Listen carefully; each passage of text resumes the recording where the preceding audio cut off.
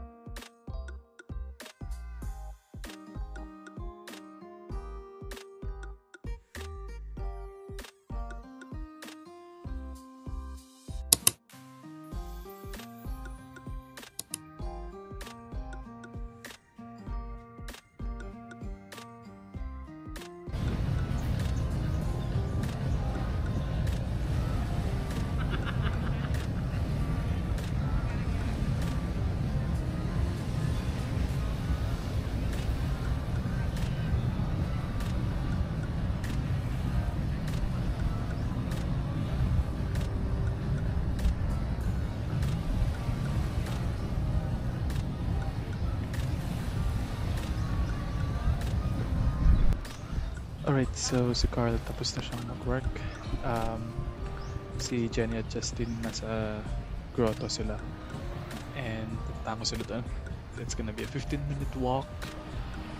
Medyo malayo ba. Pero since 6 AM naman, part of cardio na rin. So yeah, let's go there.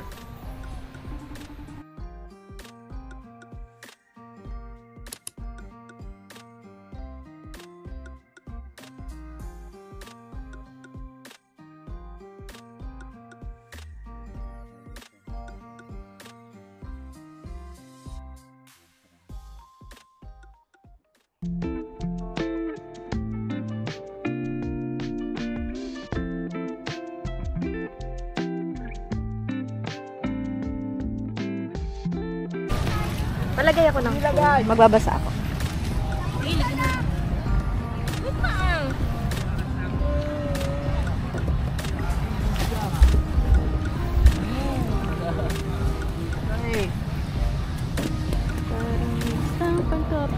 Yashi!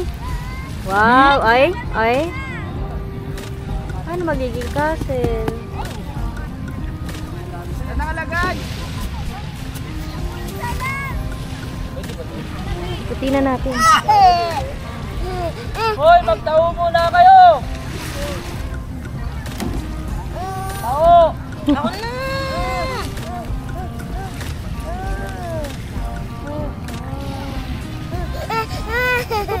Hello po!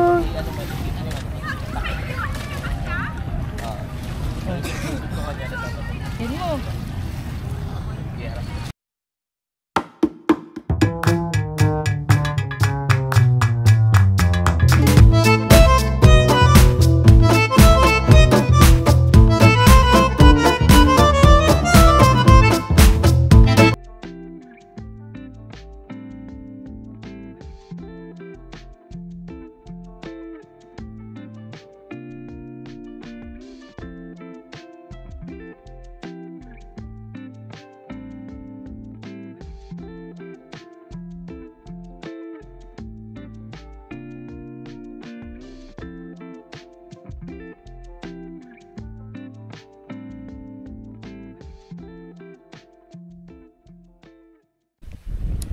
After breakfast, syempre natulog muna kami since galing kami ng shift.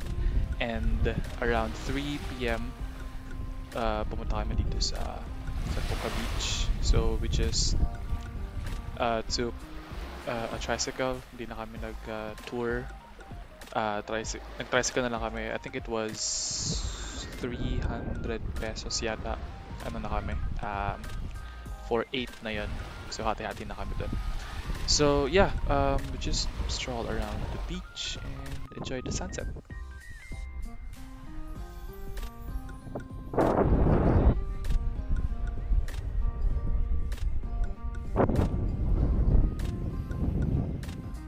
Super ganda dito sa may Puka Beach. Konti lang din yung taong nagsiswimming. Yun nga lang, hindi siya katulad ng front beach or yung white beach na fine yung sand. But dito medyo mabato. Actually, hindi mabato. Ano, parang madaming shells, ganun. Pero dito, pwede ka rin maligo, yun nga lang. Hindi siya ganun ka-fine yung sand.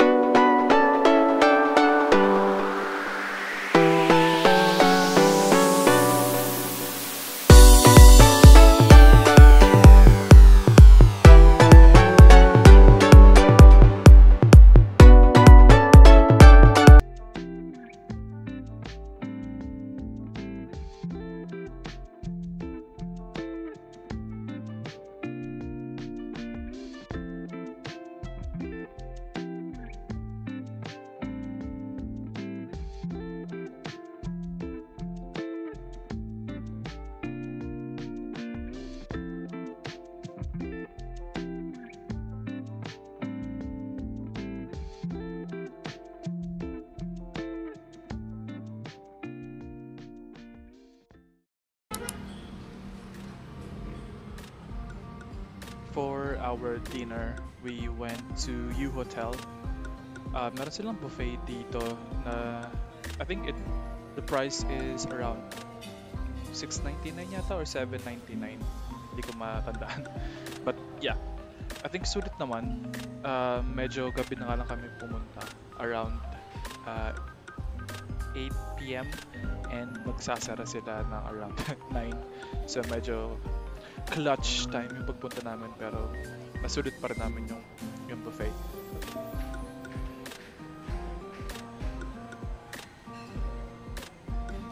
Hello guys, nandito si Inang.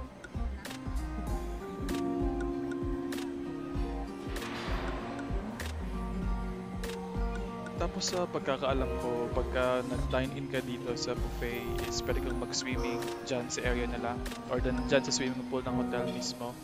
Kasi katabi lang na yung buffet area. Again, hindi ko sure. Pero I think based on sa research ko is pwede kang mag-swimming. Tapos super ganda ng area nila, ang cozy. Pwede kang mag-request ng kanta kasi meron din silang live band. So, ayun. Tapos dito sa part ng hotel, dito yung parang receiving area nila. Medyo aesthetic din yung dating. Medyo Instagrammable yung pwede mong makita. Mga designs. And I think this is the bar area. And yeah, let's go back para kumain.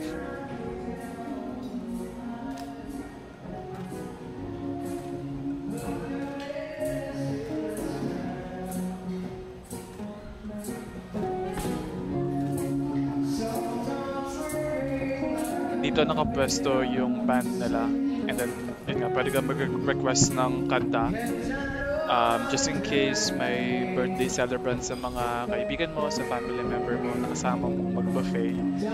Yeah, unlike sa ibang hotel, pwede ka rin mag-ask ng cake and all, tapos they will sing happy birthday. So ayun, and this is the food. Kahit medyo patapos na yung service nila, madami pa din. I mean, kompleto pa rin yung selections nila. Lahat naman na-refill kasi nga, again, we only have 1 hour here. This is the salad station, I think. Tapos ito yung sa pasta na pwede may customize yung mga ingredients na kasama din sa pasta mo. Tapos desserts, pastries. Ang napansin ko lang medyo konti yung ulam nila. I think siguro na-compare ko lang sa Henan na medyo madaming selection para sa ulam. Or maybe because na-late na kaming dumating or kasi nga pasarado na sila, but yeah, medyo nakulangan lang ako sa ulam. But overall, I think satisfied naman ako.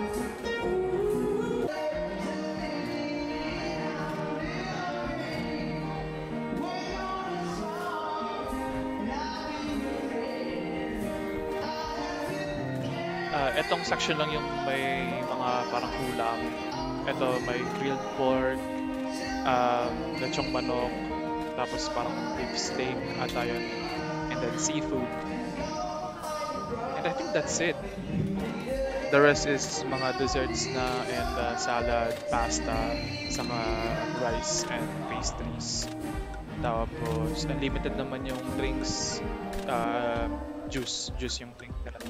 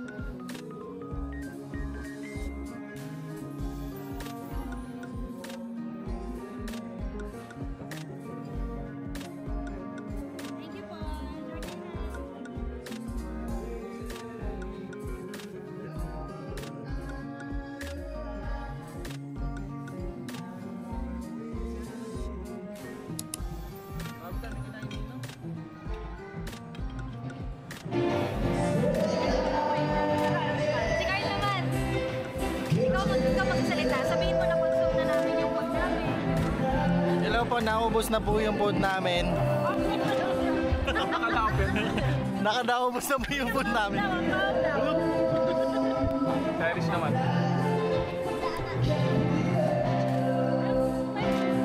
Stress na yung inang namin dito. Surat din na yan sasama.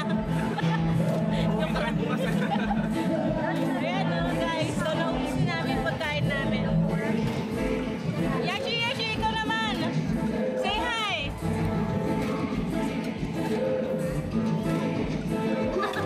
Sino yan? Say hi. Hi guys. Op, tama na. Ay, tama na. Nasa mo. So, first time po namin dito sa Boracay. Maganda naman po. Sobrang ganda po dito sa Boracay. Babalik po kami.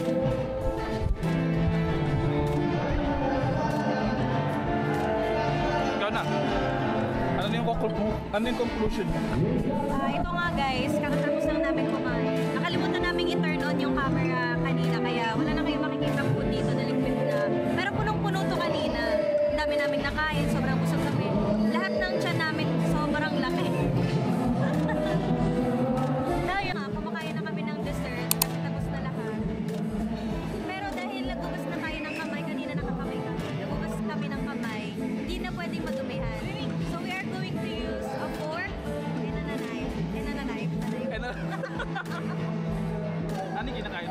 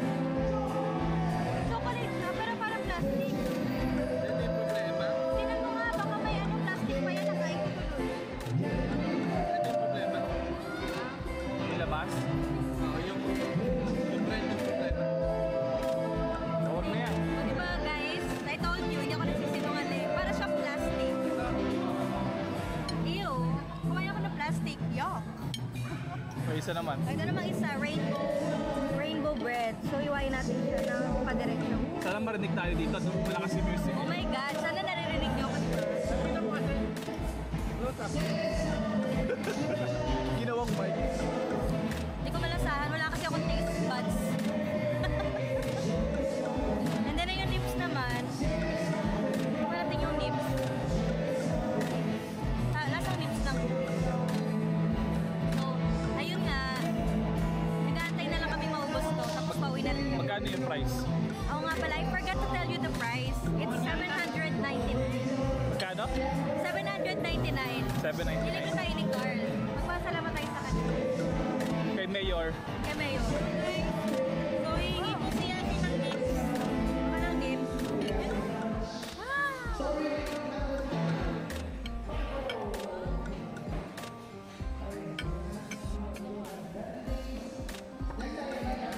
Ayun lang. So, mamaya na lang ulit kasi we need to finish this food kasi ano na, magta 10 PM na. Kailangan naming matapos to. Bye-bye! Guys, nagmamadali na siya umuwi. Alam niyo na kung bakit. Dami kasing kinain, pero hindi siya nagbayad. Ay, hindi, ikakat natin yun. I-blurred natin yung sound na yun. Lalagyan niya ng music. Wala na, saan na yun? Wala na, hindi na siya makita. Oh, diba oh, pati pagbukas ng gate, minamadali niya. Grabe talaga, iba talaga kapag yung nature na yung nagtatawag. Wala nang mapipigilan. Oh, hindi na mapipigilan. That's nature calling.